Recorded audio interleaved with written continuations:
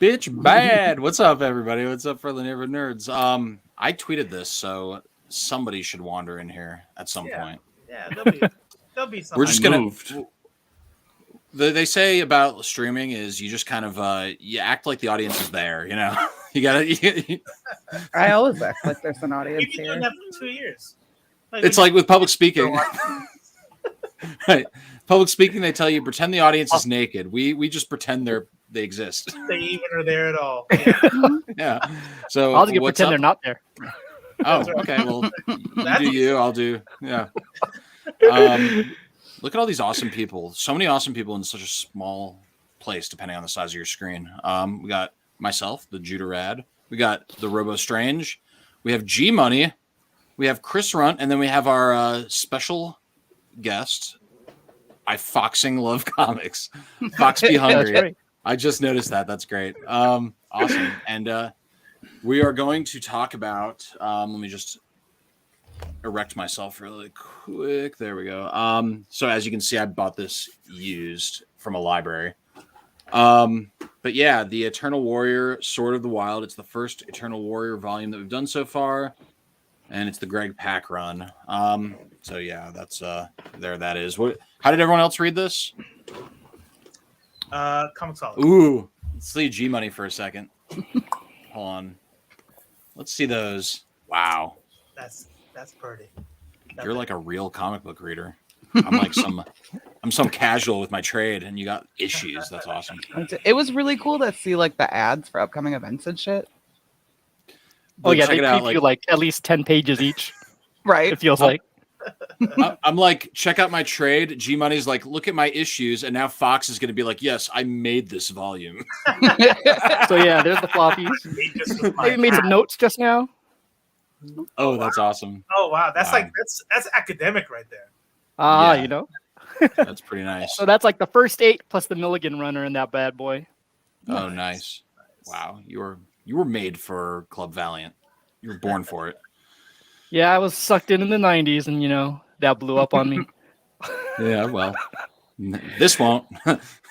Yeah, Robo, it's getting there. Robo, did you go digital or? I went digital this time, but Nice. I don't want to spoil it. I'll tell you my opinions and what I plan to do in the future with Eternal Warrior. Nice. And then Chris, how'd you read this? Comixology is the same with all of them because they're available on unlimited, so I don't have to spend any money. Sweet deal. Cool. So, Had I known that before I bought the floppies when they were coming out. I really didn't enjoy taking these notes, like reading this issue and taking notes for each issue. This is one of my least favorite ones to take notes on. It was a pain in the ass. I really didn't enjoy it. So I hope because you didn't enjoy the story, or we're gonna get to that. Why? we'll get into that part. And believe me, I'm open about why. I'll be totally candid about it. Kind of going around the room. Let's do kind of a circle, starting with Robo to G to Chris to I foxing love comics. Yep, the real. Just give me like kind of like an impression, you know, like something you'll elaborate more on later, but just your vibe. Let's see. So I guess we're just gonna go do it, right? I mean, if you like it or you don't, this is the part where you're gonna find out what each member likes it or doesn't, right? Can't do more than one thing at once. He didn't hear any of that. I did hear it. Yeah, this is where we find out. I fucking love this book. I loved it. I loved it. I want a movie. I want a show. God damn.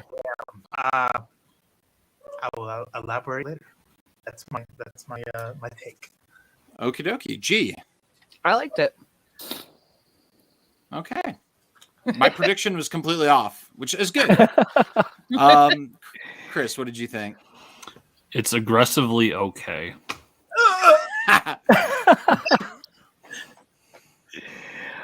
No, okay. You were supposed to be the one. Okay, Fox Dog, what do you think about this? All right, so I got 2 points of view. I pretended as if I've never read anything after this. And I'm like, you know what? It's not as bad as I remember. But I think if you read pretty much anything of the universe of Eternal Warrior after this, you're like, what the hell, Greg? What the hell did you do? Okay, that's But interesting. reading it currently, I'm like, okay, pretend I didn't read anything. I'm like, yeah, this could like Robo said this. I could see like a TV show of this. Like, come on, Netflix, pick them up. This could be a quick anime-ish kind of thing, like Star Wars Visions or something like that. Yeah, right. I think there's some really good elements in here that could be elaborated on, but it didn't do enough in this one volume. And I don't know if you ever will. I like Gilad, and I liked Trevor Hairston's artwork, and I typically like Greg Pak. There's just something about this story that really confused me. I was just confused, and maybe the four of you can sort of help me understand as we go. But there were just a lot of details that didn't really land for me, and I was like, "The fuck is this about?" You know? I think this is really representative of fantasy novels that like, or also JRPGs that just like drop you in and like you'll figure it out as you go along. Yeah. Okay. Yeah, my brain has been training for this story for 40 years, so we're good. We're ready. I'd rather you all like it and me not like it than me like it and you all not like it. Like, I think it's a better feeling, because if all of you disliked it, and then I start thinking like, oh god, they're not going to want to do Club Valiant anymore if we have like one more that they don't like. I start thinking about that stuff. So I'm relieved that everybody else liked it. Hey, before we continue, I just want to let everybody know watching, appreciate you for being there. We do have Twitch running live now. Lost Dr. Aramis is in there. Appreciate you. Aramis is holding it down with the mod hammer. Danny M, that's what I'm talking about. I will have no slander on this book. Me and G are just gonna have to hold up the barricades. Apparently, Slander is only if you say something that's untrue. I have no problems. I mean, I might have problems. Yeah, but I really but overall I like it. I think it's like a 75% for me. This is gonna be fun. So just doing the credits where credit is due. This is Eternal Warrior Volume 1, Sword of the Wild. It collects Eternal Warrior 1 through 4, written by Greg Pak. That's the guy that brought us Planet Hulk and World War Hulk and Scar, the son of Hulk, and a bunch of other really cool Hulk stuff. And also some other Arrow. He wrote Arrow and a lot of those other. A pretty good Storm run that I just finished today. Yeah, everybody read Planet Hulk. He wrote the John Wick tie-in comic, and he wrote some really good James Bond comics too. He's all over the fucking place. He's all over the Atlas, the new one. Yeah, he's a man about town. He's a prolific writer, I would say. Art is from Trevor Hairston. We've seen him before on like EXO and a few other titles. Brian Reber, Diego Bernard, some flashbacks by Clayton Crane, which pretty easy to see which is what's by him, and then Alejandro Sacat. And then we got colors from Brian Reber and Guy Major, letters from Simon Boland and David Sharp. No Moose Bowman on this. I'm really disappointed that I don't get to say his name, except I just did. And then this was edited by Josh Johns and Warren Simons. So solid creative team. This is a book I would buy even if I wasn't a Valiant fan and knew nothing about it, just based on this creative team, to be honest. Yeah. So I guess let's get into it. Starting with issue 1. This is a really short paragraph because it was such a mess to me that I just did the best I could. But okay. So this story starts off in ancient Mesopotamia. We meet Gilad, the Eternal Warrior. He's getting ready for a big battle against someone called the Death Cult of Nergal. His daughter Zaran shows up ready to fight, but he casts her away after punching her in the face, which surprised me, but he casts her away. He does, however, allow his son Mitu to fight alongside him. Zaran is not happy. The battle goes poorly until Zaran, defying Gilad's orders, charges and breaks the Nergal death cult's line on the back of a giant elephant. Zaran makes it clear that she's determined to kill the enemy's women and children. Gilad pleads with her to stop. She incapacitates Gilad by thrusting some spear through his torso or whatever, and then murders her brother and Gilad's son Mitu by slitting his throat. So we flash forward to Gilad in the present. He's out in Africa and he's hunting, and then he comes back to his domicile, and his dog unexpectedly turns on him, and he's forced to kill his dog by cracking its neck. Then Mitu shows up. She's still alive and well. I guess she's also immortal. She explains to Gilad that by walking away from whatever his duties are that we don't really fully understand yet, he threw off the balance of the world. And she mentions that the houses, which we still don't know what those are either, are in chaos. And she seems to be in sort of like a hurry. And that's the first issue. So what is confusing about that part? That part's not super confusing to me. I didn't dislike it yet from this first issue. I actually thought this first issue was pretty good. If you think the confusing part was issue 2, then I agree. That was, I think, the weakest one for me. Yeah. I read it like twice and was still like, okay, sure. I'm just going to go on to 3. Like, I didn't miss anything. They're just not. I sort of appreciate when things don't get bogged down in exposition. And I think the only way to fix that would have been a lot of exposition. Or, like my criticism of every single Valiant book so far, it should have been longer. This easily could have been 2 volumes instead of 1. Mm-hmm. Yeah. Mm-hmm. I agree. I can see that. I think I would have enjoyed this maybe more if it didn't feel like they were trying to cram so much world building into these 4 issues. Yep. This felt like a previously on for a pilot of a CW show. And I mean that actually in a really nice way. Yes. Yeah. Yes. There's a sense to some of these books that I really don't mind, honestly. And there are some times where there are things that are rushed that and I feel like we got a little bit of that with EXO, where I'm like, I feel like the things that are important here, I need more buildup. Like, who are these people? Where do they come from? I don't get that here. And the reason is, and I think, G, you hit the nail on the head. I don't know if we were live yet or not, but it was when you were talking about fantasy novels. How if I'm reading Lord of the Rings, and what are those ghosts? The versions of Nazgul. The Nazgul. The Nazgul. Like, where are they from? Where do they come from? Like, we don't really find that out until later. So I'm okay with like, ooh, something's here. And then when they tell us a story, even though if you read the novels, there's a lot more to it. The movie just pretty much kind of goes like, these are old kings. They were greedy as fuck. Now they work for the bad guy. Press, you know what I mean? And I'm like, got it. Let's go. This fucking book is done. And I feel like that here, where it's like, I get what's happening. We have a warrior class. We have the daughter. And I'm thinking like straight up, like, I don't give a fuck about anything but war. That's the way you taught me. That's the way our people are. And I'll kill everybody, even you, to do what needs to be done. And I don't know. Anyways, I'm thinking. Okay, for the record, the daughter, totally right. Just saying. Yeah. I mean, but we don't know she's right until. So yeah, at this point, I'm like, how can she be one of the protagonists if she was willing to slaughter a village of like women and children, and she murdered her own brother? Because as an immortal, she is not caught up in your petty concerns with like life and death. But at that point, she didn't know she was immortal. That's it. That was to be fair. She's not immortal yet. I mean, at that She just thought point, she was her wild. motivation is like, we have to kill them or they're gonna kill us. And like, first, okay, I fucking hate the like, women are innocent and need to be protected, because like, let's look throughout history. Women are just as culpable as men.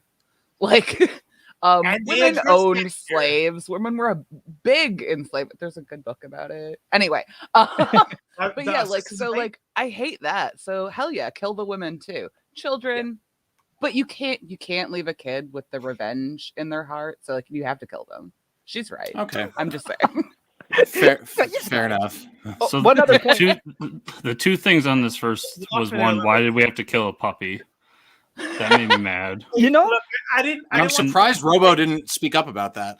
Because every time, like I realize how I'm sounding. I'm like, everyone knows. When I got to that, I rolled my eyes. I kind of flipped through quickly, and I just got like, she stabs the elephant she's riding on. That they have to like, oh, let's put in letters how fucking anguishing that was for the elephant. Like, I really, what's up, Cypher? I really are kind of, it annoys me. And I do realize that when it comes to literature, there's only so many tools to invoke emotion. Like, I need the reader to I need to punch the reader in the stomach. And the way horror movies do it, and the way a lot of movies do it, is I need to show death of animals because we can't get to it just yet. I think her killing her own mount is an effective storytelling thing because it tells you exactly what lengths this character is willing to go to. Like, for example, like I think she reminds me a lot of Azula from The Last Airbender. But like Azula would never do that. So I'm like, wow, she is like she's level. more crazy than Azula. She's So, not. like,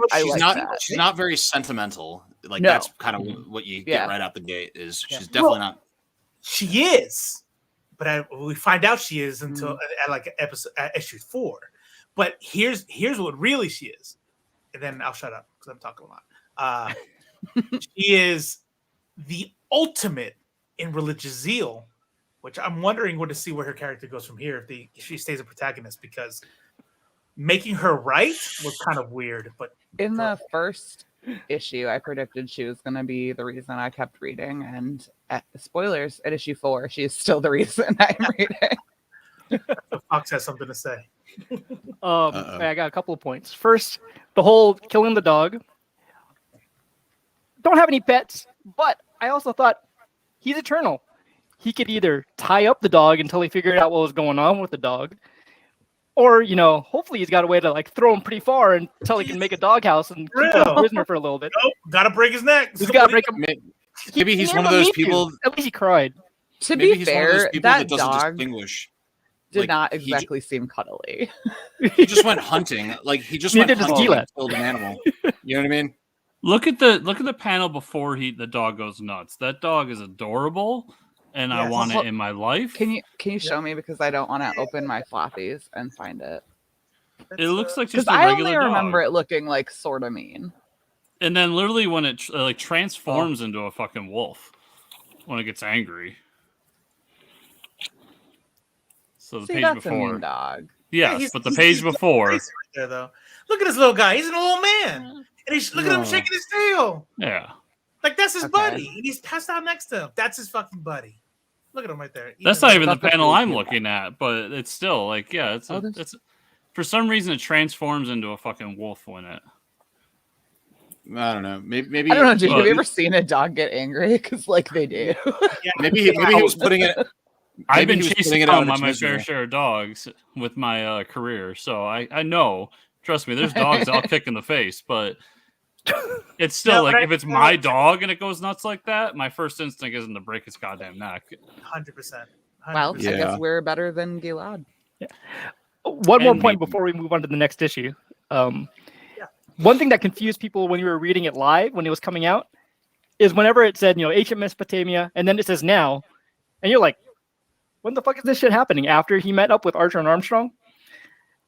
Because It's got to be because that's I when- was really confused because it said now, and I'm like, oh, after he met Archer and Armstrong, I'm like, this makes no sense. Yeah. That's, Oh, I It's assumed gotta this be- was before. I yeah, thought it's Oh yeah, gotta be. it says that like in the I think issue 2 or 3 in the side, like a little little notes like, oh yeah, this happens before Archer and Armstrong 5. I'm like, should have told us that in issue 1, or someone didn't. I guess Warren didn't do his job, or I think Yeah, probably Is like it- what do they call them? It's- Anachronistic errors. yeah, it's a error pretty early on in their like 5 comic universe. Yeah. I mean, I still I still read it. My only other thing on this first issue was I thought that to kind of go against what G said, the killing of the women and children thing, I thought was a little over the top, just to show, like, to make us feel like she's a villain, because that's a very villainous act. I think that's disagree. But here's the deal. I think you disagree because you read the whole thing. Spoiler alert. No. Yeah. Okay, so I tend to agree, and I've said this like multiple times on multiple streams. I agree with the Vulcan philosophy that like you should strike first and hardest and leave no one to strike back. Like It's just Cobra Kai. fucking end it before it starts. No mercy. Yeah. So Yeah. like no, I think she's only a villain if you consider like death just bad. I also have the belief that war is bad. So I guess all of these actions are bad. And I really disagree with that, because if we dropped a nuke on someone tomorrow to stop something, like, we would be seen as the bad guy. Mm-hmm. I that would be it. I think the thing is, the problem is like the separation between like Star Trek rules and fantasy rules and stuff like that. But if we do try to superimpose real life ethics, I'm with you, Chris. It's like it's not women and children based off of just like, oh, just because they're women, but it's like that's because They're not fighting. It's That's it. when I put They're not myself into the past and like it's I'm not pretty right, sure but one like of those panels does say that the women were prepared to keep fighting. So later. they- That's the point. They drank the They poison. drank it up. Yeah. Yeah. Retelling So did her the kids. story. Is that Yeah, not issue yeah. one? I don't know what issue that is. So later on to try to clear that up, they say that, but I still like in terms From of what you knew, in terms of past warfare, it's not like women can fight, blah blah blah, all that stuff. But in terms of past warfare, you protect the women and children, so they are considered innocents. So for you to go in and just slaughter innocents is a villainous act. Yeah. So that's where I'm just like, okay, so we went for an over the top thing to try to make this woman a villain, and then we found later on that she's not really. She had some things with it, but I just thought it was a little over the top to try to. it made me think of. I thought of Anakin with the Sand People when he's like, "I didn't just kill the men, I killed the women, and I killed the children." yeah, but he regretted it like a little bitch. Yeah, it is funny. Damn, G, okay. She's just more hardcore than me. That's what I'm coming down to. We got Niccolo Macchia G Valley over here. I don't think that like human life has the high value that is necessarily placed on it. I agree with Okay. you. I No, strongly I disagree agree. with you. That's I think it's something we even- take for granted. Well, That like it's a that's matter just of a given.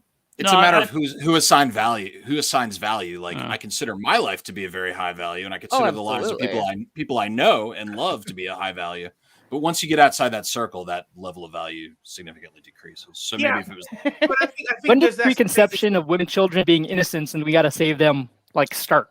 Because I mean, if we apply stuff from like the 20th century, 21st century to stuff from 6,000 years ago, like Right. I have no idea when it started. This is all like prehistory. Well, Yeah? Well, yeah, and that's why I tried to point out the fact that they would be considered innocents in that time. Like it's today, I I mean, wouldn't necessarily in that consider culture that. maybe, but like there are cultures that were matriarchal. There were cultures that had females Yeah, that yeah, did yeah. all of the fighting. So like that blanket statement of like in the past, but like that's not true necessarily. Well, no. But What is but true- but It's but true is that it was always wrong to kill non-combatants, right? And so Right.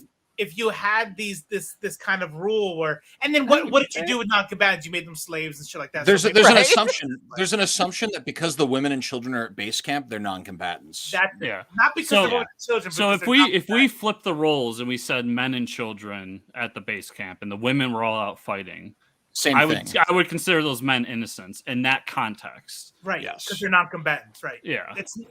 it has nothing. Yeah. But which is why. But isn't that where like the Mhm. the leaders are going to be at, like the wizards that are there, right? Don't you want to kill them? Right. They're hiding amongst the women and the Yeah, children and you the would have to innocents. take over the city for sure. Yeah, and I mean, like Yeah. I did a paper on war, on ancient war, and one of the things I found was one of the things, and this is real. This is not comic book stuff. One of the things that would happen when there was a war and a city was under siege. I can't remember the people who did this. I wish I did. I'm a bad student, but they would put all the non-combatants, the people who typically were not fighting, which in a lot of cultures it was women, children, the elderly. Mhm. They would put them in this house, this house in this protected part, and you just stayed there. And all the men and the soldiers are on the walls and fighting in the streets and killing. And there was one person who was there that if the city fell and they went through, you set the house on fire. Everybody dies. They set their own house on fire because Wait, they'd elect to die by burning and not like maybe slit throats first, or I don't know. That seems inefficient. Like, everybody do the thing. Like I don't want to do the thing. Like no, it's like everybody's gonna die. You set the house on fire. Everybody dies in there. shitty way to die. Yeah, because what's gonna happen after that is worse than death. So sex slavery, Slavery, and Yeah. Because So- some cultures, when they go through, it's rape and pillage. So, like, what's the worst outcome? Danny, I agree. Like, what the fuck? Why? I hope somebody who came here for some Valiant comics came in like 48 seconds ago. What are they talking about? And Judah was worried. We're still on issue 1. Yeah, I know. I'm pleased. This is becoming a very good episode. This is going to be one of our best, I think. So issue 2 starts off with a flashback to 1877 Oklahoma, which may actually be worse than current Oklahoma. This flashback part's drawn by Clayton Crane. It seems. I like the flashback art in this. Yeah, he's amazing. So the Civil War is happening, and Gilad and the Wizard are out in the field. Gilad ends up defending some First Nation people from Confederate soldiers, and he does this by decapitating the Confederates. Now we're back to the present. We're in Africa, and he's having a bit of a confrontation with his daughter Zaron. Gilad is still mad at her for killing his son, also her brother. She's trying to convince him to return to his responsibilities. We don't really know exactly what those are right now. It's a little bit vague, but she wants him to fix what he broke when he walked away from his Eternal Warrior job, I guess. As an added twist, she was followed by a pack of aggressive lions. As this Eternal Warrior and lion conflict begins, we flash back to Oklahoma, back during the Civil War, and Gilad and the Wizard have come across some more Confederate soldiers who just massacred a bunch of people. Gilad asks the Wizard why I guess the Wizard held back on bringing him there until the people had been slaughtered. And the Wizard explains that the earth moves in mysterious ways. Flashing forward back to the present, Gilad and his daughter are fighting off the lions when some mysterious horsemen show up. Their leader refers to himself as the Sword of the Wild. This is where we get yet another another flashback to the Civil War. The Wizard explains to Gilad that he has to finish off the women and children that were massacred. Of course, Gilad refuses, and he walks away. So this was the catalyst where he walks away from his duties, I guess. Back in the present, Gilad and his daughter are confronting this Sword of the Wild guy. The Sword of the Wild dude explains that he has to kill Zaron because she broke the covenant of the houses. Gilad refuses to help her, and then he changes his mind and kills those dudes. As the Sword of the Wild guy is dying, he explains to Gilad that he's breaking the rules, and that Gilad's breaking the rules, and that he is doomed. So Gilad agrees to help Zaron, and this involves finding Buck McHenry, and that's the issue. This is where I started to not like it. Can I start with my confusion question? Yes, please. Didn't the Civil War end in 1865?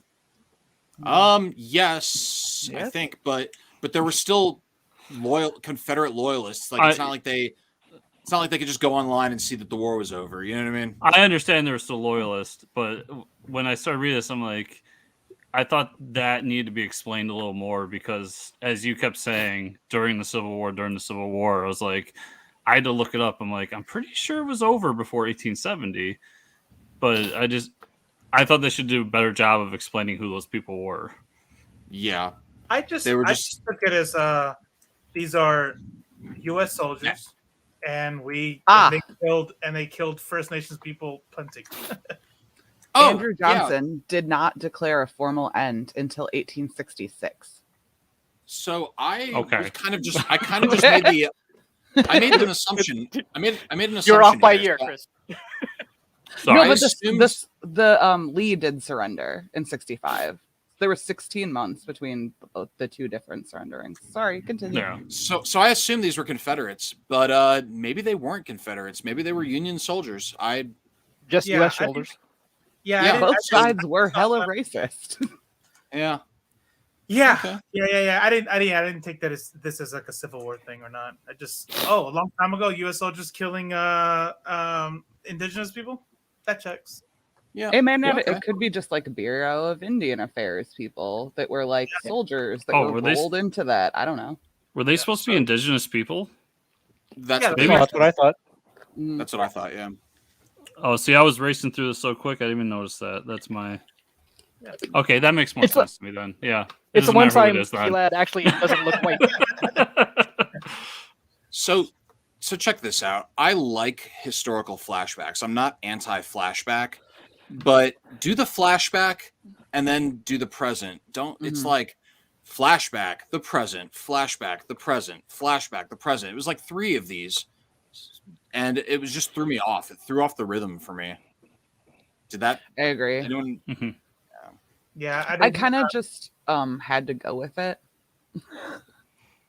I think it was done for that moment at the end where it's like, I quit, and he throws his sword down or whatever. That's it. Yeah. And it would have worked better if they, instead of what they did like 5 times in 22 pages, if they just did it like twice and told the flashback, then told the present, and then went to him quitting as like the finish of the flashback, and then went back to the present. Yeah. And then I didn't have a problem with this. I look at this whole volume as like a TV show or something, and I look at this issue as a scene, right? Like there's this, not even like an act, like a scene in, you know, from here to here, and I feel like we get that a lot. And if you don't like that in movies either, then then you don't like it. But I mean, I don't mind when it's like I'm going to a thing, right? Like I'm imagining a scene where the protagonist is like marching, he's about to kill everybody in there, and you don't really know why he's so mad, but then it cuts away to like his past and it's somebody he loves, and it cuts back in the living room. Westworld. Yeah, exactly, like that kind of thing. And you're kind of going back, and then what it is the way I look at it. And I think this issue, in my opinion, did it really well. Where it's like this things, and it's about to go like this, and it's getting closer and closer to the culmination point where the two timelines all kind of explain each other. And I think the horseman getting killed and the dude saying, "Hey, you're breaking the rules," the daughter saying, "You need to come back because you fucked this up." I think these flashbacks are explaining that to like, oh, so he's he was responsible to the geomancer, and then also, by the way, not killing that kid, which is why they zoomed in, and this little kid is like, "I'll fucking kill you, bitch," which is like he's gonna protect his mom, right? That's fine, but clearly there's something else happening with that kid, and not killing that kid leads to the fucking shit that they're in now, and that's what I don't know. I think it worked, and I loved it, but I think I'm gonna be biased. Because I fucking love this, so I'm not sure I'm not going to be able to see anything negative that you guys bring up, even if it's valid. So, Oh, one quick note on that whole Civil War thing. Just did a quick Google search, and because they referred to them as the Blue Coats. The blue was the Union, and the gray was the Confederacy. So it was definitely these were American U.S. dudes. 12 years post Civil so War. the good guys killing all the indigenous people. The goodish guys. Oh, then it's all okay then, right? It's okay. So at least that issue is cleared up. Greg Pak didn't mess that part up. It's that goddamn critical race comic shit that's ruining. I'm just kidding. Yeah, the U.S. is horrible. So that was I also didn't like the info dump, and that might be because I have a very low functioning brain. I'm willing to admit that, but I'm like trying to keep track of it in my head, and I'm like, so there's these houses, and Gilad's job is to fight for the god of the world, but then there's these other gods that have their own houses, and who is Zaron fighting for again? I guess she was fighting for this other. It was just like so much. It's at once, Judah. It's by design. I think this is where I didn't get too confused with it. I just thought we were dealing with a lot of elements I've seen before. This to me was the green, the red, the rot. They're the green.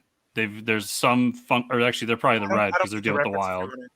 If you want to talk, I don't understand that. Oh, so Animal Man, Swamp Thing. In DC Comics, there's the green, the red, and the rot. So there's the green, which is Swamp Thing, which deals with nature, earth, blah, blah, blah. There's the red, which is Animal Man. And other characters flop in these too, but these are the basics. And the red is animals, life, stuff like that. And then the rot is death. It's darkness. It's hell. So Animal Man is the red? Yeah, and if you know Animal Man, he can basically have the power of any animal. He can kind of transform his body. And Swamp Thing's the green. Okay. So that's how I took it, is we're dealing with like that. And I thought it made sense. I thought we were dealing with a lot of like real basic story elements, and there was something cool underneath that I wanted. And when we get to issue 4, I'll talk more about the thing that I really wanted that was cool, but it just kept falling flat here because I'm just like, okay, I see what we're doing here. Question for Fox: is Buck McHenry the same as the Wizard from the 1800s? Yeah, same guy. So geomancers can live forever as well as the Eternal Warrior. Well, they age, but until they get killed by the immortal enemy. Yeah. But They can live a long time, but Buck gets older. Or they get, they can die by a wheel falling on them in Archer and Armstrong. yeah. Because that's the same guy from Archer and Armstrong. Same guy. This is how we're the way not on that issue yet. My bad. Oh, okay. Oh no, I think we are. Didn't a Geomancer die at the end of the first volume of Archer and Armstrong? The wheel but did falls he on show up in Eternal Warrior? Have we talked about that issue yet? No, Eternal Warrior has not shown up on Archer and Armstrong yet, but well, it's not a huge technically he spoiler. did. No. I mean, has Buck showed up in the Eternal Warrior issues we're looking at? Because we're still on issue 2, yeah. We will find out that the wizard he's with in the 1877 is Buck, right? Oh yeah. I guess. Yeah, we will. Okay.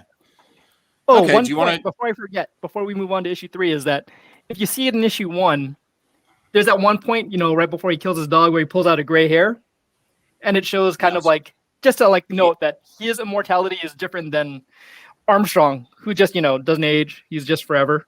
He heals, so he doesn't have any gray hairs. Is his immortality tied to his duties? Like, is he aging because he's not defending a Geomancer? I believe that's what they're saying. That's how I took it. You'll find out in 8 years when we get to to Rye in 4001. Yeah. In the Fallen World. Weekly. We need to speed this up a little bit. Yeah. Oh, okay. I think they say it in this volume where part of the reason he is aging is the fact that he quit and he's no longer doing his duties. I see. So after 100 years, gray hair. Actually, they must say it because I haven't read anything else. So how else would I know? Right. Okay. Let's talk about issue 3. I feel like this is I had a lot of confusion here too, so I appreciate the help, everybody. So Gilad and Zaron are in Dunwoody, Georgia, which I've never been to, but the name itself would make me never want to go there. They're being followed by some kind of, you know what I'm saying, like Dunwoody. Yeah. Anyway, this is why we're different people, Judah, because that makes me want to go there. Okay. Yeah. Well, the world is a tapestry. Right here makes you want to go there, doesn't it?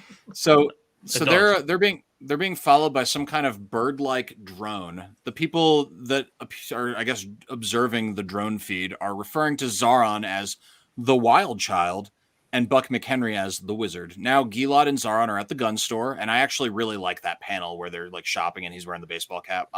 They're arming up for their mission. Gilad explains that Buck McHenry, the Wizard, is a geomancer. Zaron reiterates that she wants to restore balance. Gilad is skeptical about her altruism, probably because she murdered his fucking son. Now it's a flashback. Oh my God, get over it. now we get a flashback to when Zaron was killing her brother. Me too. Zaron is explaining how she had to kill the Nergal death cult's women and children because they drunk the potion of their war priests. She explains that she guided her and Gilad's people back to safety after defeating the Nergal threat, and then she was ambushed by some more Nergals, and she, I guess, killed a bunch of them. After that, she ran to the woods and lived like an animal. Then some big red guy called the God of the Wild found her. Oh. Apparently, those Sword of the Wild guys work for him. Back in the present, they find Buck's apartment wrecked and Buck missing. Gilad suspects that Zaron is working for someone else, perhaps the God of the Wild. Before they can discuss it further, they get attacked by a bunch of those bird-shaped drones. Gilad orders Zaron to save some kids that are caught in the crossfire, and she reluctantly agrees. Then he follows the birds back to their masters, which is a bunch of military-looking dudes in a trailer, which Robo will kind of attest. That's pretty much what we do. We sit around in trailers. But when Gilad attacks them, they call Lady Ara and let her know. Gilad finds Buck, who has been held prisoner there. Zaron arrives. This is where she reveals that she worked for the God of the Wild for a long time. She defended the wilderness from people. She was his favorite sword. He ordered her to slaughter the inner circle of his own house, and then the earth called, and she answered. So she defied the God of the Wild to go serve the earth. A lot of really confusing conversation happens here that I didn't understand. And then Zaron wants to kill the Geomancer. The Geomancer explains that the Earth God exists and that she's maybe in the Methuselah tree in the White Mountains of California. Gilad is committed to killing the gods. There's some more confusing dialogue here that, frankly, I just didn't really understand. And then on the last page, it's revealed that Me Too, Zaron's brother and Gilad's son, lives, and he's a servant of Nergal, the god of darkness. This is the one. This is the this is the catalyst for me being like, I don't really like this volume. What are the questions? I want This to is my favorite issue. Yes. Yeah. What 100%. The first issue what- and this one. Yeah. So what happened? Who are these dudes? First of all, let's back up. Who are these dudes in the trailer? I kind of saw them as, even though I don't think I've ever seen it after this, they're like the House of the Wheel that's kind of part of the sect from Archer and Armstrong. You know how they have all those houses, House of a 10, House of the Wheel, House of those 1% guys. I'm assuming, since it has like the mechanical bird flying around. Yep. Okay. I feel like they're trying to make it easier by not giving them, because I feel like normally, like if this was like World of Warcraft or something, it would be like the Temple of Elune or whatever, and you're just supposed to know that's the god of, the moon or whatever. But like they're trying to at least help you by being like, it's the House of the Wild, so you can kind of infer some shit. Yeah, that's right. What I like about this is, and so here's how. For me, it wasn't confusing. For me, what I did like, this is the thing that I liked about this issue, is they kind of did it. Well, they'll do it later, and I like their little Deus Ex Machina on why they're gonna fight with swords and maces and shit.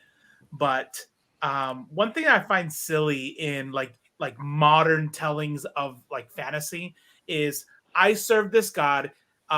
This god is all powerful, and now I'm gonna fight you with a knife, right? It's like Indiana Jones, it's just modern times, but the people who are worshiping this god is gonna come out with spears. Like, nope, guns exist and stuff like that. So if we have the House of the Wheel and we have people who are willing to lay down their lives for this goddess, and they're real, by the way, so like we know that the god of the wild's real and the god of the earth is real and magic is real, all these things are real. Why wouldn't the people like who give their lives to protect the god or this tree that is real to them not have technologies involved and rich people that are doing their things like these drones and stuff? So, so for me, it was just part of the whole thing. Like, hey, we got to stop them from doing the deal. And I don't want to get too far ahead, but we find out there's more people involved with this. But yeah, all of this was just really about understanding the different factions that are out there. I thought it was what do they want? What do they want with Buck? It's a geomancer. But what are they trying to do with him? They're the eye. They're the eye. Learn everything, I think. Yeah. They don't really explain, but he's just the eye. Yeah, they don't explain it, but I think for me, I'm okay with them not explaining it, because obviously these houses kind of vie for power with each other. Right, so the god of the wild versus the god of the earth, right? And like you said, the green, the red, the rot.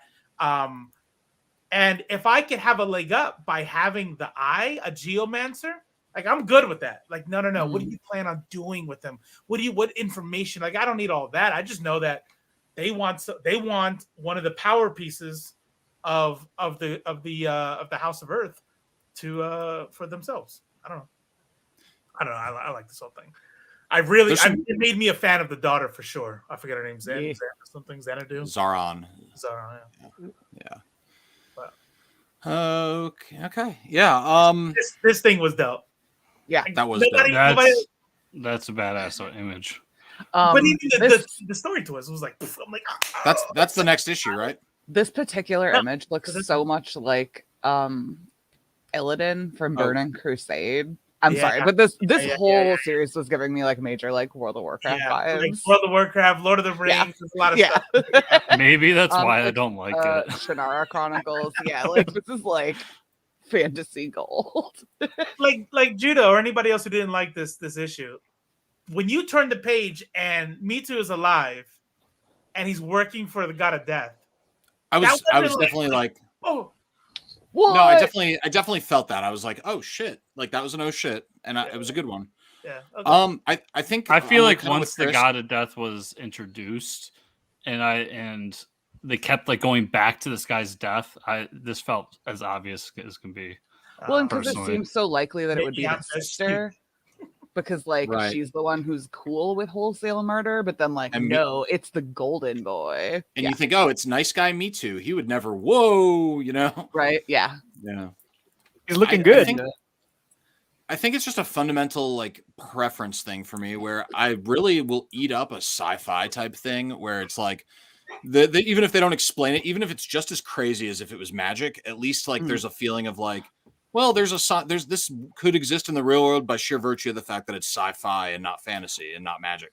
And I think that I just kind of like magic less. I don't know. I think I have some of the same bias as you, Judah, because I'm thinking about, I'm like, if they were holding lightsabers and there was like spaceships in the background, I'd probably be like, this is awesome, guys. Like, this is the greatest. Right. Yeah, it's definitely my shit. High fantasy stuff. You know, I just need my problem. When I get into fantasy, I get into dark fantasy. Like I don't know if anyone's read The Last Gods, but like stuff like that is what I get into. And this like this guy right here is something I would dig, but they don't do anything with him in this volume. Yeah. Hey, Judah, would it be a spoiler to say the next time when we see Me Too? No, go ahead. Never. We never see Me Too ever again. Ever. That's What? it. See, that's some Game of Thrones shit. That's why I stopped watching Game of Thrones, because they do something cool and then they do nothing with it. So this is a spoiler, but it's necessary spoiler because I don't want. I'd rather. It's better to be disappointed now than later. I'd rather you hear it from me. I'd rather you hear it from me. That's exactly it. This whole kind of Greg Pak run, they basically ignore it and then basically like tell an all new Eternal Warrior story, and it's almost as if none of this ever happened. Remember Anzarin after issue 4? You want to know when she shows up again? Never. Never. I'm sorry. I'm just letting you know because I've been waiting 8 years. I saw you laugh when G was like, "Oh yeah." By the end of this, I just wanted more Zaron, and I saw you kind of go.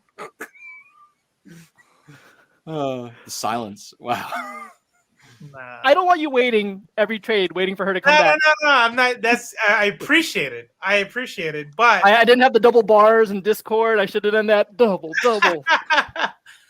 That's upsetting. I mean, okay. So I almost wish you didn't, just so we could have this every time a new Eternal Warrior comes up, and she's like, man, I would have cracked. Where is she? Cracked. What the I would have fuck? cracked.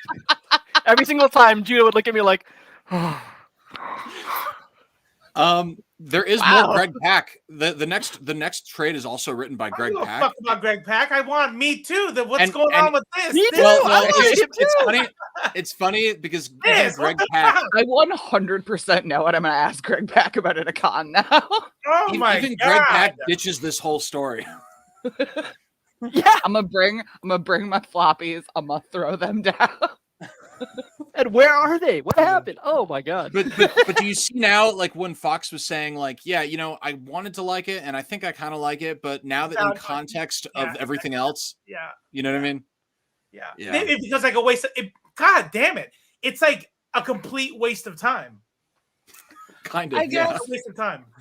I don't hate it because Thanks, like Judah. I enjoyed reading it, so I can't be like too mad because I Firefly has trained you well. I don't like if I know it's something you're like, no, just enjoy the story for what it is. Fuck that. I want chaos. I think it said that, maybe also comes from like a fanfic background. I guess like and you maybe enjoy story, maybe you never hear from it again, but right, like fuck you, I'll finish it myself. Valiant still exists, so is that just me or that everybody? Revisit it. Listen, I'm memeing a little bit, right? A little bit, but I would say I'm probably memeing like I'm probably at about like a 10% meme, like 90%. I'm like legit, like trying to that's bullshit. But let's go on to the next fucking episode, which will mean dick. I mean, not that there's like any point, but sure, I guess we can talk about. This is a waste of time. Like, you know what? I wouldn't have wanted to, but I had no like emotional investment. If one of you two said, "Listen, here's the background of Eternal Warrior. He protects Geomancers. In the beginning, he does some shit that sets off some stuff, but it's not. Let's start on this volume. That's what we should have done because this is. They get you emotionally invested. They give you this fucking hype up. This is Game of Thrones. This is last season of Game of Thrones, except they did it in volume 1. Yeah. All of Game of Thrones, not last season. All of Game of Thrones. I'm really, really like I'm sorry that your little show didn't work out, but like as a fan of the books, we just have actual nothing. We don't even have a shitty last season. There's just nothing. I don't even like hearing the words Game of Thrones in that order anymore. Like it's like painful to even think about. Game Thrones. That's too little. It's too close. I see what you did, but it's still too close. By the way, when we revealed that, I watched the chat go from 8 to 4 in an instant. So yeah, everyone's pissed. Wow. Oh, which one? So Valiant. So issue number 4 starts off with a flashback to Gilad teaching his children to hunt in ancient Mesopotamia. Zaron Ever hear from again? That one? The same ones? It's same volume, issue number 4. Yep, sure there we are. Is the one. Okay. These are the ones we never hear from again after this, right? Yep. Oh, okay. So Gilad, who actually should be played by Sean Bean, now that I think about it, he's teaching his children to hunt in ancient Mesopotamia, and Zaron shoots, I think it's a goat, from too far away and only hits its gut, and then Gilad scolds her because now it's going to die slowly and painfully. Mitu is incredibly saddened, and he chases it just so that he can put it out of its misery. In the present, the Geomancer is explaining how Mitu was brought back from the dead by the earth, and now he is the sword of the dead. This is a fact that greatly upsets Gilad. The House of the Earth people grab their weapons and go to attack Gilad and Zaron. A battle ensues. After defeating all of the Earth's people, Gilad and Zaron find the goddess of the Earth. She explains her role in the cosmic order. I'm paraphrasing here, and she makes balance between the houses. Her number one priority is to keep the world alive, which is important. She explains that if Gilad burns her, 2,000 if Gilad burns her 2,000 years from now, the secret doors will fall, and Mitu will free the Dreadlord. Gilad and Zaron blow her up anyway. Later, they link up with the Geomancer, who is still committed to serving the Earth, and he warns them that one day the Nergal will walk the Earth, and that they have 2,000 years to prepare. This is also I didn't like, and I think it's just I don't know. It was like such a dump of stuff, and why does Gilad want to kill the Earth Mother so bad? Why is he so committed to that? Who cares? Why? We'll find out next issue. I'm just kidding. We won't. Don't worry. It's to be continued. It says right here. What's that? Yeah. Okay, there are some payoffs. This next trade takes place. Well, I'm not going to spoil it, but there are some payoffs to this arc. There's just not all the ones that you probably want. So I'll say that. Well, what was your question? Why does he want to kill what? Why is Gilad so committed to finding the goddess of the earth and killing her? Like he's been so inspired by that, but why? They tried to make him into a what's the dude the god killer, what's his name on Thor? Gore. Yeah, they tried to make him like into a Gore kind of character, I feel, without making him a villain. He's so mad at the games the gods are playing. He's so mad about what happens to his son. I'm gonna go kill the god of earth, the goddess of earth. And fucking stupid, because she explains to him what's gonna happen if you do that. And I'm so mad my son serves the god of death that not only am I going to kill the goddess of earth, the goddess of earth. By the way, he already knows. Notice my whole tone about this book is changing, so I'm recognizing that. But notice that he knows what a geomancer is. He knows the importance of the earth magic stuff. He knows that it's real, so it's not just some like regular dude who's blindly not being able to see. And I'm going to kill her anyway. And that is going to eventually unlock the god of death. Like, that's cool. Robo, it felt to me more like a Kratos from like the first 3 games, where he feels so slighted that he's just like, fuck the gods, I'm going to kill them all. But would it be like, fuck the gods? But even in Kratos, it made more sense because it's like, fuck the god. In Gore's way, it made more sense because it wasn't like killing the gods or in Kratos' sense was like destroying everything around you. You understand how the magic works, and he's still going to do it? I sort Yeah, of think that- it makes sense because he's been created with. He's good at one thing. He was Yeah, been I guess he just created doesn't care to anymore. kill. And so like it kind of reminds me of Danger. Of like you gave me one instruction and like I guess the only thing I can do is kill, so I guess I'm gonna kill you. I gotcha. Like yeah, or like I the mean the guy's Reapers. sick, but yeah. Okay. Yeah, I just I thought that was contrived. I thought it was like, let's give him a thing that he really wants to do without selling us on the idea. And like I hear what you're saying. I think that's as good an inference It's a as any. fantasy trope for sure. Yeah. We'll do the thing because Yeah, that's what it felt like to me. Love that What cover is that? That is Eternal Warrior #1 variant cover by Dave Bullock. the covers for this series are amazing. I will say that. Yeah. Yes, the art is. I would say the art is a big Yeah. win. I really like the art in this, and the covers. I totally get why you hate it now. And I agree. Yeah, I think The I wi- found this cover confusing, but all right. Oh, that's that's an homage to Eternal Warrior 4 by Barry Windsor Smith. Got it.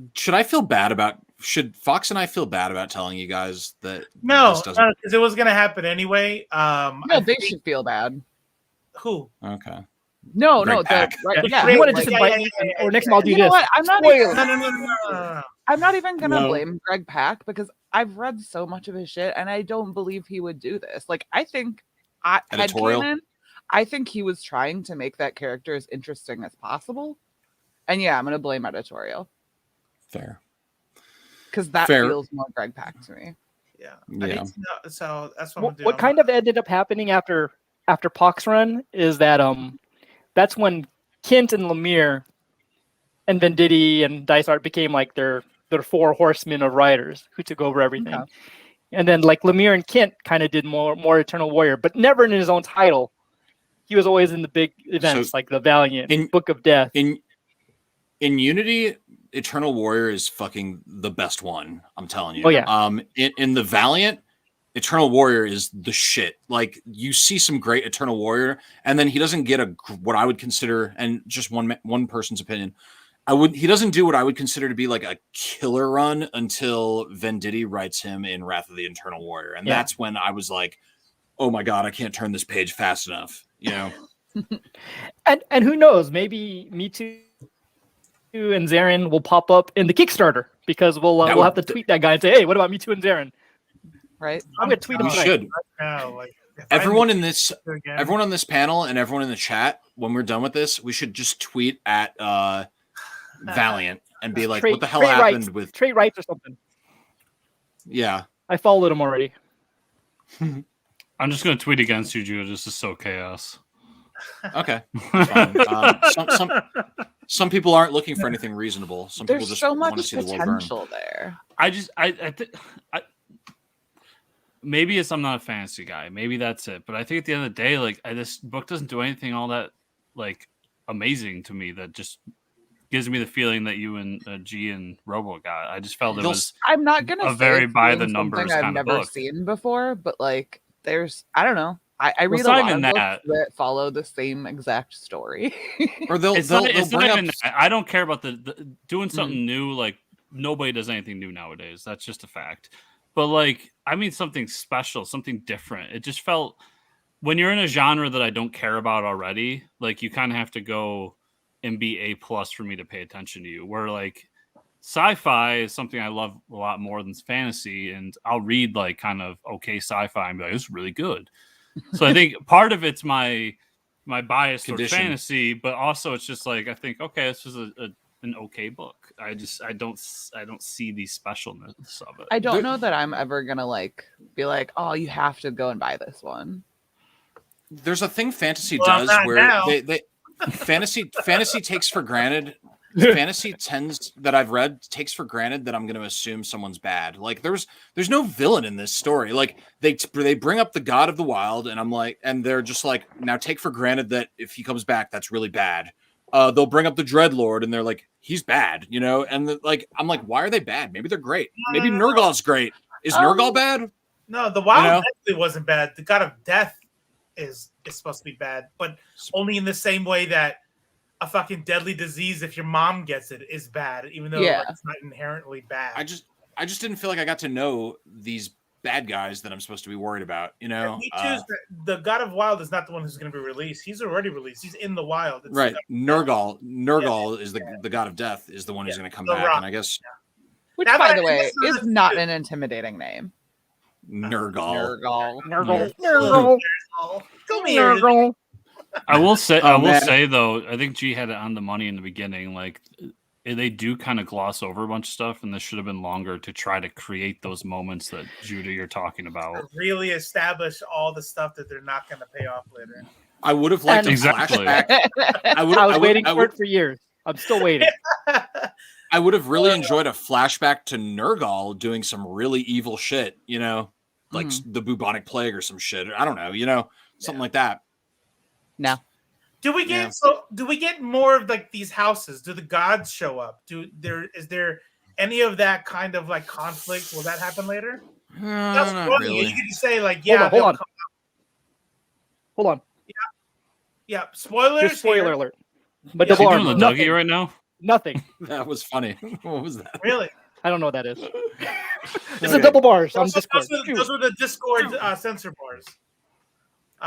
You know what? They might mention the houses like in the Book of the Death incentive issues that not everyone's going to be able to read unless you buy them for like $10 each. I would say, just as a blanket statement, But they're not available digitally. Don't get too committed to whatever started in this this storyline. They kind of they don't retcon it away. It's still real. So like they could make new Eternal Warrior shit tomorrow that plays off of this stuff, but they just kind of don't really. That gray hair thing. The gray hair thing pays off kind of in the next set of your issues, and in Rye, in like 50 trades from now. Okay. Not that Eternal Warrior. I'm looking at it on my shelf. I have them all in chronological order on my shelf, and I'd say we're a third of the way to Rye. But not the Rye, the first stuff, like Rye, the Amnet stuff from like a couple of years ago. We're a few years away from that. Yeah, you're right. I think that the most disappointing thing about this is, and like basically everything Chris said, but like the opposite.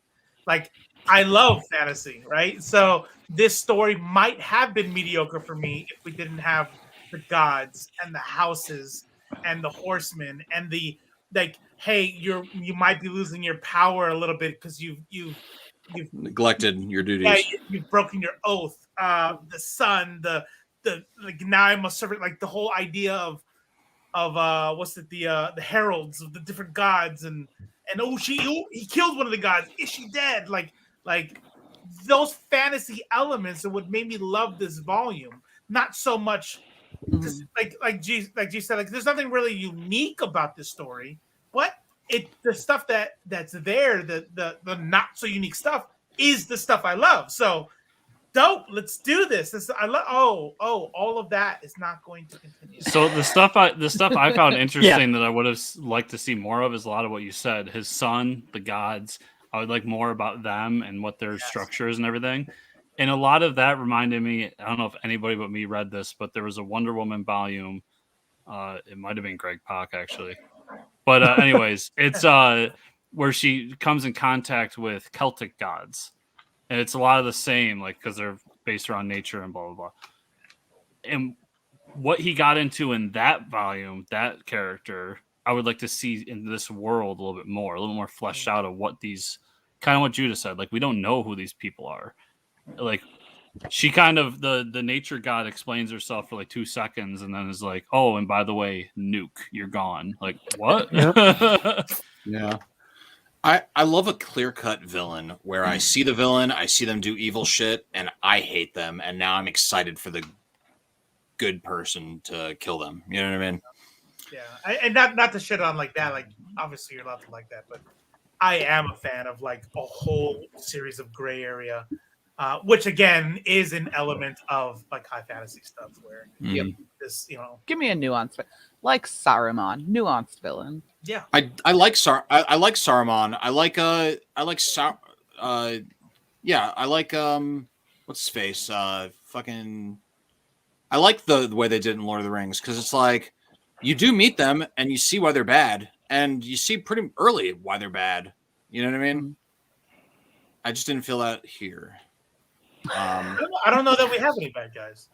Again, I think the death thing is literally simply like if the bubonic plague had a face, that'd be bad or good. Like, well, is a meteor, like, you've used this example before, Judah. Like, is the meteor on a crash course with Earth bad or good? Like, no, it's not. But it would be cool if that meteor had an entity and is like, I'm only doing what I'm designed to do. It'd be a cool ass story to have all these heroes go up and fight.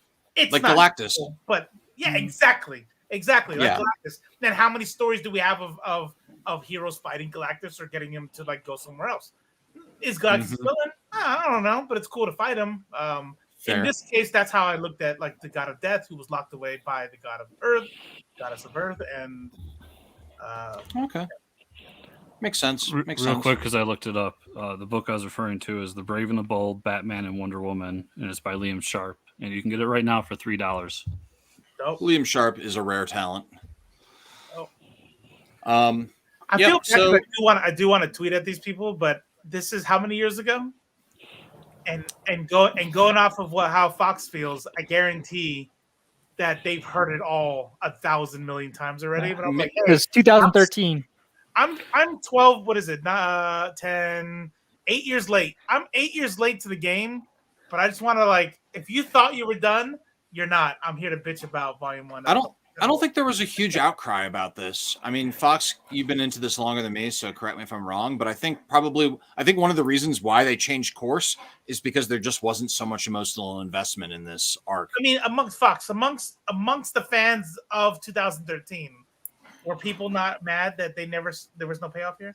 Oh well, we just never knew if it was going to come or not. Yeah, there was no catalyst of like, what the fuck? It was just a slow death of enthusiasm. And, so when you reread it, you're like, hey, they never did that.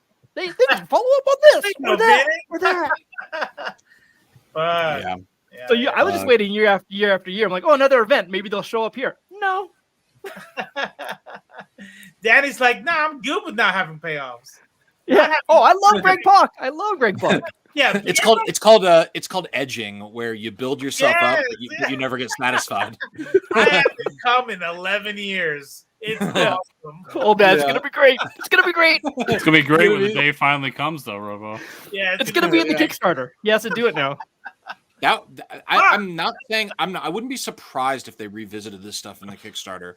It could happen. I'm not saying that it will happen, but when a new writer or a new creative team gets put on a book, as I just saw just earlier talking to the Harbinger team, like they revisit the shit to see what they need to do or what they can do, and they might read this and be like, "Huh, this is ripe for us to kind of take the lead on." I would like to see it mentioned in the Kickstarter if they have future Kickstarters. What I want, I already know what kind of level of payoff I want, and it would need to be a Eternal Warrior book. So I can understand the conversation. What Kickstarter are we talking about? Okay, so Valiant has a Kickstarter for a Eternal Warrior book, and I can't remember the subtitle. I think Fox Scorched Earth. Yeah. So there's a Kickstarter for an original graphic novel, Eternal Warrior Scorched Earth, and it hasn't launched yet. But if you subscribe to their newsletter, their Kickstarter newsletter on the Valiant website, then you get something like free or something. I can't remember, but they might send you a bookmark if you're like the first 250 who subscribe to the newsletter. You might still be the first 250. Yeah. So I know I'm not going to convince Fox or people like Fox, but to everybody out there, don't support this Kickstarter. It's bullshit. Oh yeah, I'm supporting Why? it. I'm not supporting because Valiant is owned by a major company. They can put out a book on their own without a Kickstarter. Kickstarter is needed by independent creators, and it's bullshit. These companies get into it. But this major company, DMG, is a shitty company. They don't even they're just using Valiant as an IP farm. This Kickstarter, This Kickstarter is Valiant trying to create creative material despite being underserved by DMG. I understand all of that. It doesn't matter. There's more than enough money within that company, within that area. They don't need to go to Kickstarter. Go and support independent creators on Kickstarter. That is what Kickstarter is meant for. Yeah, you know, I disagree with that, mainly because like I stopped doing Kickstarters for a while, and then I did the Berserker one, and I've supported like 30 more Kickstarters I wouldn't have seen if I didn't get pulled back in because of the Berserker one. And going with Eternal Warrior, I don't think you have to worry about too many people supporting it. It's going to be mainly Valiant fans who are like, just give us anything. They're only putting out 2 issues a month. Lemire puts out like 12 issues a month. And they'll then be exposed to maybe some indie stuff. So yeah. I think that's a watertight argument, Fox. Just saying. I don't think a lot of people went to Berserker and then or Nocturnal or any of these big Kickstarters and then went to one of my buddies that lives on is making his money off Kickstarters. It makes me mad when these companies get on Kickstarters. They have more than enough money to produce the book, get it into comic shops, and do it themselves. I'm firmly against any company doing this. I think it just brings more eyes to it. I think I see you see both points. I said the same thing right away. Was like DMG in the Discord. I literally said that I'm like, dope, more Valiant. You said it gave you a bad taste in your mouth. Yeah, and I hated it, and it was like, oh, give me something to drink because that's nasty. Yeah, the taste in your mouth. Yeah, it was like, and so yeah, I didn't like it at first either. But I guess what I would want to know, and I don't know if we'd ever know, they wouldn't put out something like this, but I'd be like, hey, is this a pitch from like disgruntled Valiant creators to get a book out, or is this DMG saying, I don't want to pay for a new book, why don't we do it this way? If Probably it's the latter, if it's the latter, I would say that I would agree with you, Chris. That's bullshit. If this is the creators going, bro, like we want to put out something great, let's do it this way, and that's the only way they can do it. You gotta be a Valiant to do I think this Kickstarter is either a Kickstarter for the Valiant, like, oh yeah, we actually do have fans, or it's a wind down, and it might be the end of the road pretty soon for Valiant. Because DMG is probably not putting any money into the publishing. They're like, just publish 2 issues a month so we could say we have IP to make movies. But other than that, I mean, seriously, 2 issues a month at most. Lemire put out 10 issues last month.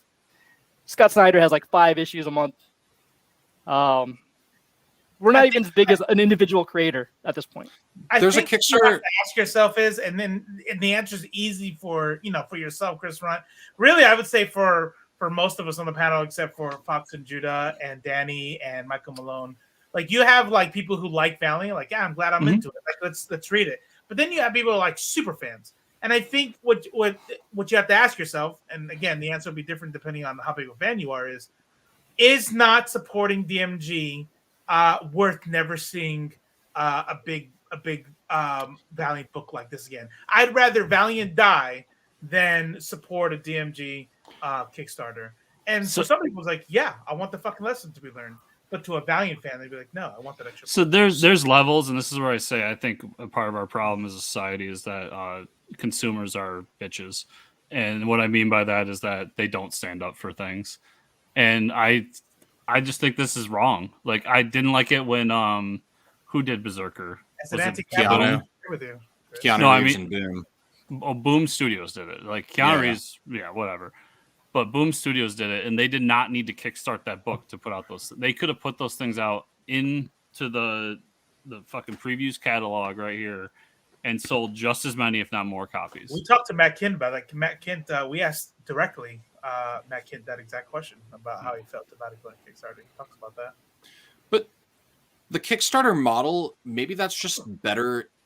Maybe it would be better if literally everyone did that. Like maybe it's just better in general that creators, I mean, they get to sell their shit directly, and the company doesn't have to print a bunch of shit that they're not going to sell and just waste resources and money. And, it's a waste, it's a waste we talked to Dinesh, and he was talking about warehouses full of trades that'll never sell. So like, maybe it's not necessarily big companies edging in on small creators territory. Maybe it's just the shift. Maybe it's just an overall shift to a better and more efficient model for creating content. Here's the problem with that is that's exactly what happened with platforms like YouTube, where if you like, so Dinesh said that, right? But then what did Dinesh and company do? They started a company to put out comic books in the smartest way, and even then, you get people who shit on them for doing it the way they do it, right? I in this particular part of the conversation, I would agree wholeheartedly with Chris, without nuance, that in doing it that way, you create a new YouTube where no one really, let's be real, no one really has a chance to make it super big anymore on YouTube, because we have IGN and ABC and these mega channels, Comedy Central, making these mega channels that you'll never really truly be able to compete with. I don't think that's the case though. I think it makes it's it not harder. like it's not like people have a limited amount of tokens that they can only spend on certain platforms. It's like YouTube, you can watch as many videos as you want. You know, like the algorithm, the discoverability. Here's absolutely mechanics that stop you from being able to see. Here's where my concern is, Judah. It's the slippery slope. It's right now. It's just Valiant, and it was like just boom for one book. But you know, it's to put it in video game terms, like when fucking PlayStation went out in the E3 stage and was like, support our Kickstarter. It's like, fuck you. You are a multi-billion-dollar company. Fucking fund the thing. And that's what I say to these, because at a certain point, like if this is super successful and it works, and I'm Fox, I'm not shitting on you or any of the other Valiant fans. I get where you're coming from. That's why I said in the beginning, I'm never going to convince you. And I'm sure there's a line for me too and everybody else. But if this becomes like the biggest Kickstarter ever, and then what happens when like Disney comes in and is like, why don't we just kickstart the next like Spider-Man book? Like, why are we doing it? Like, you know, and if we get to that point, that's where I worry, because then it is the YouTube model where it's much, much harder for us to come in as nobodies and do something, where right now Kickstarter thrives on nobodies. And I don't mean that derogatorily. Go back to Fox's Valiant's earlier kind of nobodies right now. Well, but they're not nobodies. That's the thing. Like they're really not. Like I understand you're upset with, and I'm surprised they're still around. It's dumb. I think it's dumb too that what they're doing. Like at this point, you should just close shop, because what you're doing is I don't understand.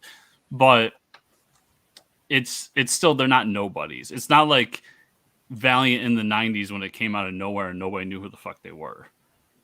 They do have some brand recognition. It's true. Just to revisit one of Fox's earlier points, I went to support Berserker because I was stoked. Just the idea, I was sold on it. I went to support Berserker, and there's a series called Arcs, written by or published by Clicky Sproutwife, and I had never heard of that. I didn't see any interviews. Nobody tweeted about it, but I saw it advertised to me when I was paying for Berserker, and I went ahead and backed that too, just because it looked dope. So how do you kind of why is that not a good thing? You know what I mean? I'm not saying that doesn't. Okay, that may happen, but what I'm saying is there's a point where that's no longer the case. There's a point 100%. Where the next Valiant Kickstarter is then advertising the next DC Kickstarter, 100%. And that's what I don't want to happen. So that's why I say none of these companies should be doing it, because they have more than enough capital. They have the supply stream and everything to do it on their own. They do not need to crowdfund something. The difference between Kickstarter and pre-ordering a book is exactly what I said. The company paid for its book on its own. It went through the proper channels and sold directly to the retailer, as opposed to an independent Kickstarter who is one person usually that put their own heart and money into it and then got it printed, is bringing it all out themselves, and they don't have the option of going to previews. That's the difference. Here's the biggest thing is that money will always talk, right? So Kickstarter, we know, is better than other crowdfunding platforms, right? But all it takes is for the revenue to go from the millions to the tens of millions to the hundreds of millions, right? For that to not be the case. You're right. Anybody can search for whatever. But when I get done watching a Comedy Central deal and it has suggested videos, there's nobody that they'll ever in a million fucking years show me that has less than fucking 1 million followers or something, because they want to be able to make money. So that worked for Berserker, but exactly like Chris said, once that keeps happening, those suggested boxes are going to become things that are going to make them more money, because it's written in the law. Like you literally have to do decisions that make your board members, the you know what the fuck I'm trying to say. I got it. Yeah. And the unfortunate reality for people like Fox and other big Valiant fans is that if it did go my way and this thing failed, Valiant would take that as, oh, nobody wants Eternal Warrior, not that they did the wrong thing. And that's the other issue there too. But yeah. Okay. It might very well fail. I don't know what the fix is, though. I hope not. I do like the idea of pre-ordering in a way, because that's what Matt Kent kind of led to. Like, just going by memory, check it out if you haven't already. No, Matt Kent. When we brought up why someone like Keanu Reeves or these big or Boom went to Kickstarter, one of the things that he mentioned, and I'm paraphrasing, and I hope I don't misquote, is the fact that it kind of gives like, hey, let's see how many people like it. Let's not waste money putting out something that people might not like. And Kickstarter gives you that instant, like, yep, people want it. And now, of course, every issue after has nothing to do with Kickstarter. It's literally that one to give your free marketing analysis. It worked. They made the money. They got the issue 1 out. And now you have Boom just releasing at its own. I do find value in that. I just don't know that you should be using Kickstarter for it. Maybe use your own website, because your website, you don't have a small Twitter account. Hey, on Boom right now, if we can get this many pre-orders, then the book will go. Head over to boom.com. They're using Kickstarter like a proof of concept. They could crowdfund directly from their own platform and use it as the same type of marketing research device. I'll also say I want to put the line at company in person, because if Matt Kent went out on his own and said, I'm going to make this book, 100%. Because I support Colin Bunn on Kickstarter. 100%. When Colin does it, it's not kickstart this so that I can publish it at Dark Horse. Mm-hmm. Those books do not get republished, or at least haven't as of yet. Yeah. And he did learn with one of his books that he did as a trade that he didn't want to do that through Kickstarter anymore. So he told the fans, like, listen, I'm Colin Bunn and I can go and get this published somewhere. So I'm going to go do that. Mm-hmm. But I think there's a line there. And even that, like, I'm a little wavery on, but I'll add another line is and this, I'm with you as far as wavery. And part of that waiver is, how rich are you? Even if you're an individual, like Matt Kent putting out a Kickstarter, dope. Colin Bunn, dope. I'll back it all day. Keanu Reeves, if that was like not a Boom book, if it was like his own project, I'm like, bitch, fucking pay for this shit, motherfucker.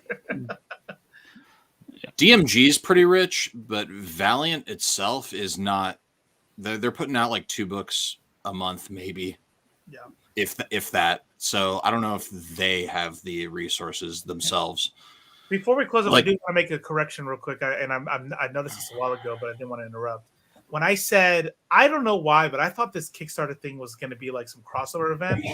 This is going to be an Eternal Warrior deal. Yes. Yep. Yeah. So I need everyone and their mother to spam their Twitter accounts, whoever's involved with this, and I need fucking payoff. Need answers about Sword of the Wild. Right on. So I'm looking at the comments just to clear up a question in there. Danny, what if Kickstarters for a deluxe version like Noctera? I fall in the same line. That's being published by fucking Image Comics. It can go into a previews catalog and people will buy it. I mean, Image is always crowdfunded, just for the most part. I mean, not necessarily traditionally like we're talking about, but creator funded. They're creator funded. Like, yeah. So I don't really see, even to your point, even agreeing with your point, I don't see it really going against what you're saying.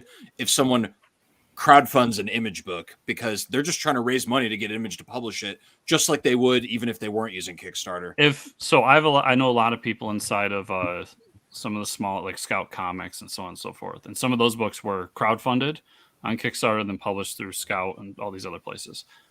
I don't have a problem with that, because it's usually Robo Strange made a book, and like, no offense to Robo Strange, because I have less followers.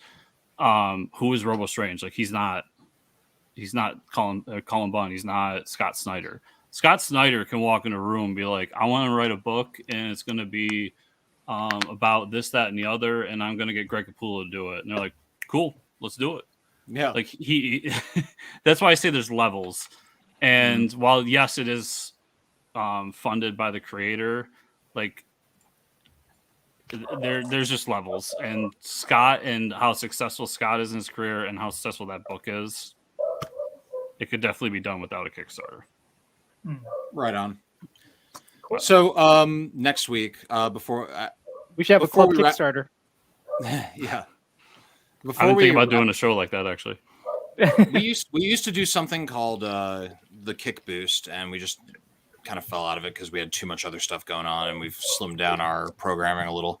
But I was going to call mine "Kickstart My Heart." Kickstart my man. art. I wish we had thought of that. Kickstart my heart. I can't sing worth shit, so I don't even know what song that was gonna be. Oh, be still my heart. There you It go. had a little intro in it too, and it had Gilad going, "The Kick Boost, boost, boost." The Kick Boost. And it had, I think our best one had like 12 views on it. So it was. I don't know why we stopped. It's weird. Yeah, I don't know. So before we talk about the next episode, just kind of going down the line. Am I at the top? I can't see. Oh yeah, I am. So out of 10, and I'll just go ahead and start and say I give it a. You should have given me the bad news after this, but go ahead. I'm gonna Yeah. Oh, my bad. Gee, hold on. It Before we was get to boiling scoring, up. It was hard. It was in here, and it kept creeping up So- in my throat. hey, right before we get to scoring, G, did you have anything to add to that Kickstarter conversation? You were quite. Nope. All right. I don't. So out of 10, I'm gonna give it a. I'm gonna give it a 4. What? Yeah. All right. Oh, me. 9. 9.5. Forcing myself to not be mad about knowing there's no payoff for the future I'm gonna go with like a 7.5. Yet. yet. Look at 6. I will go. If I was present time Fox, like when I was reading it at the time, I'm like, oh, I wonder where this is gonna go. I'll give it an 8. But since it didn't go nowhere, I can join Judo with a 4 and go. And this is, like you guys said, I'm the Valiant Stan. I just learned what Stan meant like a couple months ago. I'm old. And there's only one book after this that I think will be worse.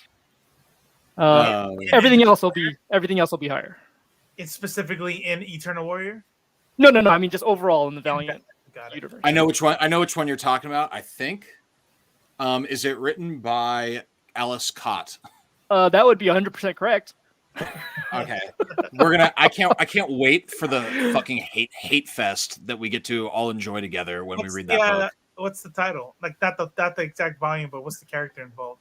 It's an event, and it's called I can't remember. What's it called? Dead Drop. Dead Drop. Yeah, Dead it's Drop? an event called Dead Drop. It's 4 issues, and it is, I would say, universally accepted as the worst Valiant event ever. The worst Valiant thing. So I'm curious who likes it, but I think it's going to be a hate fest. So Alice. I think anyone who just wasn't a Lesh Cott fan is like, oh yeah, he's in Valiant. I'll check him out. yeah, What's his name again? Aleskot. And I'm sure he's a great guy, but I've never read anything by him that I like so far. Yep. So anyway, He did a Secret Avengers run that I liked, but maybe it's because I like the art more. It was Michael Walsh, I think. Yeah, maybe. Can't remember that. Can't remember it. I just remember I associate the feeling of disappointment and boredom with seeing his name on a book. So check it out. I'm just going to large myself real quick. So this is Next Club Valiant, Archer and Armstrong, and this is Volume 2, Wrath of the Eternal Warrior. How topical. So go on Comixology or get the trade somehow or get it from a library, and go ahead and join us on that. So that's where all this is going to pay off, right? Yeah, that's it. That trade came out like a year before Eternal Warrior came out. This is the recommended order to read. It's not order of release. It's kind of an order chronologically. Yeah. And then this is the next week after, or not the next week, but the next episode after that, and it's Archer and Armstrong, far, far away. So, Little yeah. alien guy in the front. Yeah. So that's our show. And I think that's the last time I'll ever be boiling up with rage and having to let that out. Apologies. If I'm not invited back, I understand. Man, that was a good one too. That one was a good one. Right in the gut. So quick for tomorrow, if anyone's still listening to this, I have an interview with Warren Simon's going up tomorrow, and a thank you to Fox Be Hungry, because I also have an interview with Jeremy Holt going up tomorrow. Nice. Oh, nice. Oh, nice. Yeah. Oh, man, too bad you can ask Warren about Me Too and Zarin. Oh yeah. I would just thank him for not doing it, because that's the type of guy. Oh. What do we got going on? We have this Friday. We have an interview with Cullen Bunn. Do we have any guests for the live show on Friday night? I don't think so. No. We got an interview in with the Harbinger guys today. It'll go up sometime towards the end of the week, and then we got Cullen Bunn, and then we have more. Delirium Hour and Club Valiance ahead, and then we also have we haven't officially announced this yet, but we have a Halloween spectacular happening the day before Halloween on the 30th, and it's going to feature some special guests. It'll be us, and then we might have the Blurred Without Fear. We might have Forced Adversity. We might have a few other people that we've hit up that haven't responded yet, but it'll be kind of a big celebration of horror comics, horror movies, and spooky stuff. So, and if the schedule goes as normal, we should have our Delirium Hour on this coming up Saturday, which will be, what is the name of that volume? The one after Nocturnes and Preludes? Not Nocturnes and Preludes, but the Brief Lives, and this is the version that I have. It's thick boy. This is a thick one. This is going to be something else, but yeah. Dope. So we're going to get into that. So that should be this. Yeah, we definitely will be talking about DC fandom. Definitely will be getting a copyright strike, probably. If you guys want to. What issues of Sandman are in that edition? Oh God, let's see. Opening the book. Looking in the book. These don't really say, which is kind of annoying, but what is it called again? I'll go look at it right now before we. It's called Brief Lives. It is volume 7 of the Man of Sand. Yeah, it doesn't say on these. Like usually they'll say what the issue is on the front page of the issue, or there's a table of contents. This doesn't have either of them. It says it collects Sandman 41 through 49. Man, we've read a lot of Sandman. Oh, wow. We've read a lot of Sandman. Yeah.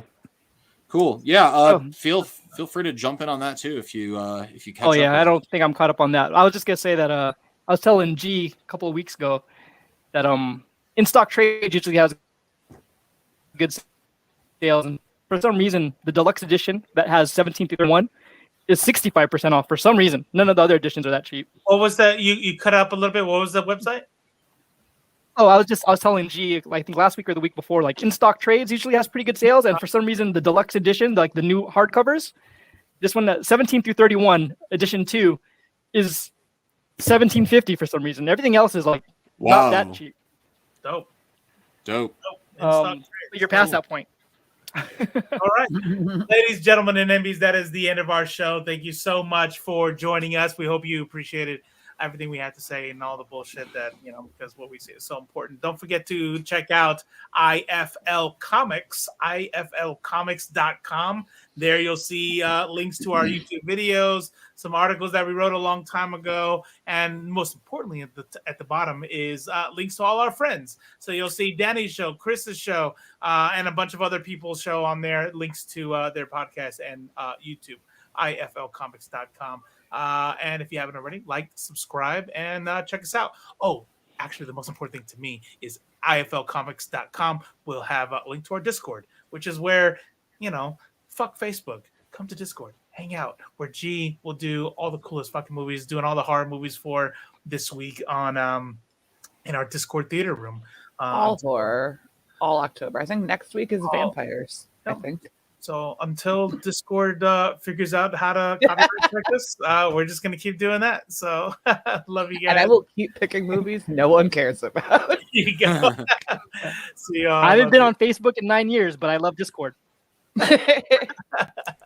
Right. What's up, friendly neighborhood nerds? If you want to hear interviews from industry pros, get first looks, and have access to endless comic content, wake up. Please wake up. You're in a coma. Your mother misses you.